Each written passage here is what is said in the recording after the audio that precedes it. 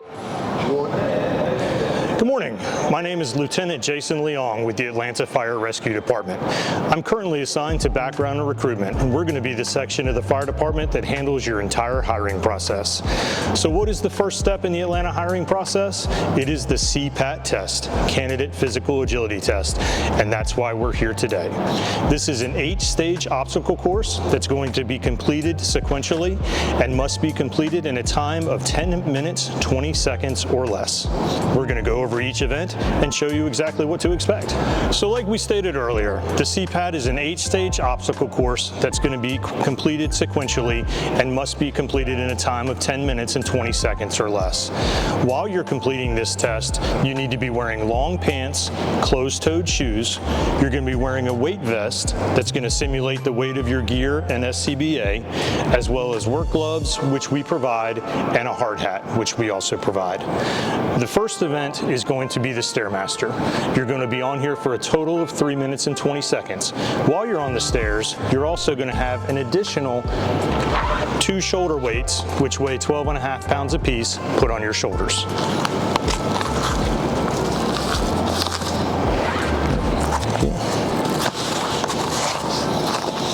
Okay. Once it's your turn, we're going to call you up. You're going to step up onto the machine. You can go ahead.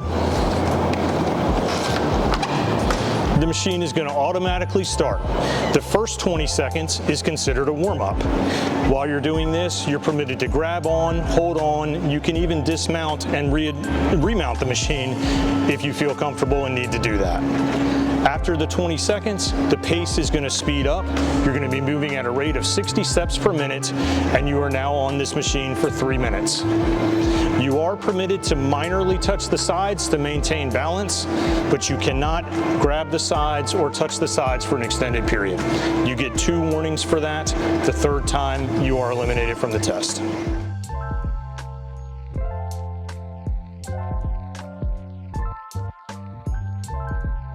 So once you dismount the Stairmaster, we're going to remove the shoulder weights from you, and you need to follow the yellow lines to the next event. The yellow lines are measured out to be 85 feet, and that provides you an active recovery between each event.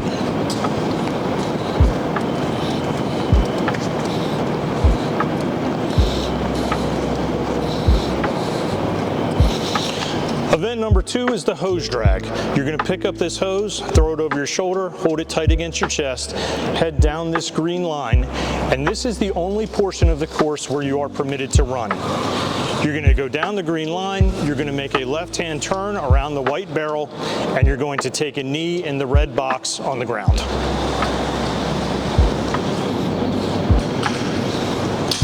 Once you get into the box, you do need to physically be down on one knee.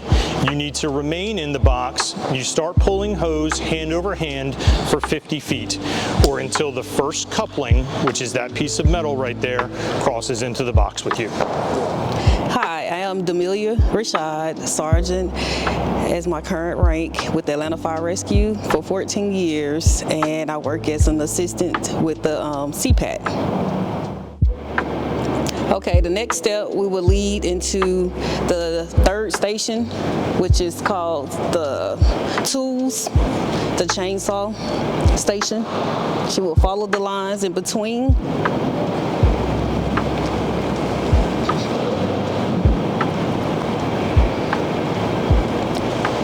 You place each chainsaw on the ground.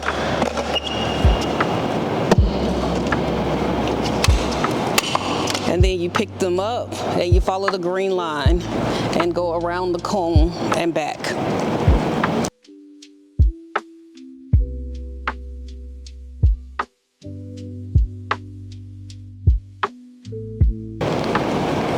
Once she returns, she will place them down carefully and put them back up.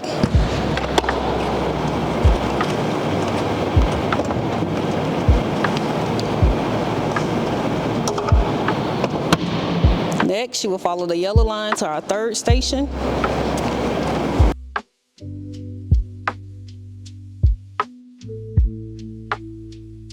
Okay, next you would place the ladder with both hands up, going up rung by rung, not skipping, and then laying it in carefully. Next, you will hoist the ladder up, hand over hand.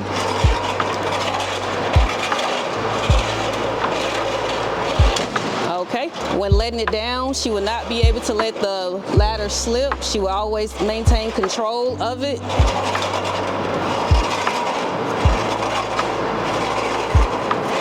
Any slip will be called for disqualification. It's going to be forcible entry. The candidate is going to walk the yellow line over to the forcible entry machine. Remember to follow these yellow lines all the way to the corners.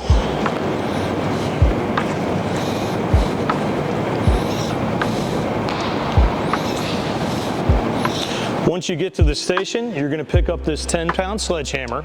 You need to always remain in front of this red line. You're going to get one warning for touching the line. Second time, you will be eliminated from the test. Swing the hammer as level as possible. Aim for the center of this plate, and you're going to hit it as many times as it takes to hear this buzzer go off.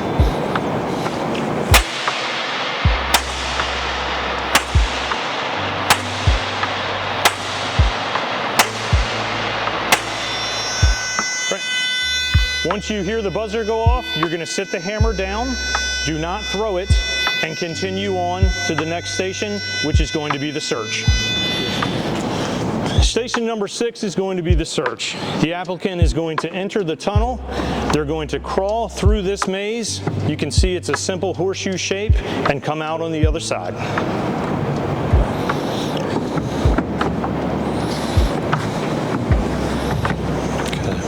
So once the applicant exits the tunnel, they're going to pick up the yellow line. In this case, it's going to go around the back of the tunnel and continue to event number 7. Remember, you cannot run on these yellow lines. You must walk.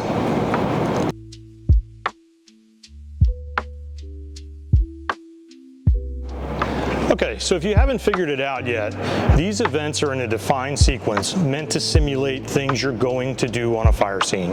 So you forced entry into a building, you did a search, now you found a victim. Event number 7 is the rescue. You're going to need to drag this dummy all the way down the green line. He weighs approximately 165 pounds. You're going to go around the blue barrel. Be certain that you do not touch the barrel. He is permitted to, but you are not. And then drag him fully back across this red line.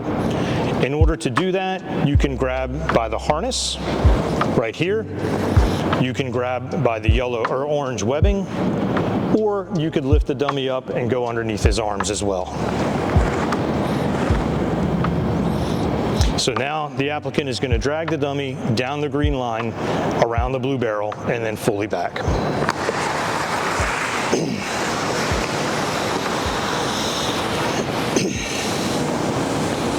Make sure you're cognizant of where you are so that you don't back into the blue barrel.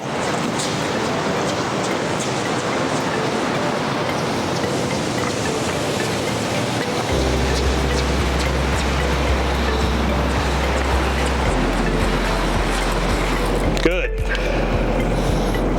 Now you're going to proceed down the yellow line again to the final event, which is the ceiling breach. Stay in the box, and you will pick up a pole of your choice, and then we're going to start with 3. A set is 4 sets, so we're going to start with 3 up here. Go. All the way up and down.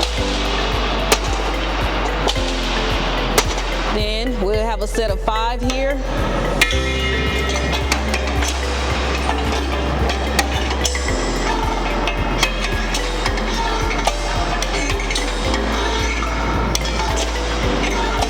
So what this simulates is once you're at the end of a fire scene, you have to do salvage and overhaul, and sometimes you may have to go and poke up into the ceiling and find hidden spots of fire, or you may have to pull down on the ceiling, or you may have to break into different walls, attic spaces. So this is what this simulates, and once again, you must stay in the box and you cannot drop the pipe pole. So after you apply to the Atlanta Fire Rescue Department, you will be sent an invitation for your CPAT orientation. This is a combination hiring and CPAT orientation, and it is mandatory. You will have 30 days to attend an orientation session. After you attend an orientation session, you will have 60 days in order to successfully pass your CPAT. During that 60-day period, you can attend as many practice sessions as you would like. We will coach you, mentor you, and do everything that we can to ensure your success at this test. You will be given 3 official timed attempts in order to pass this test.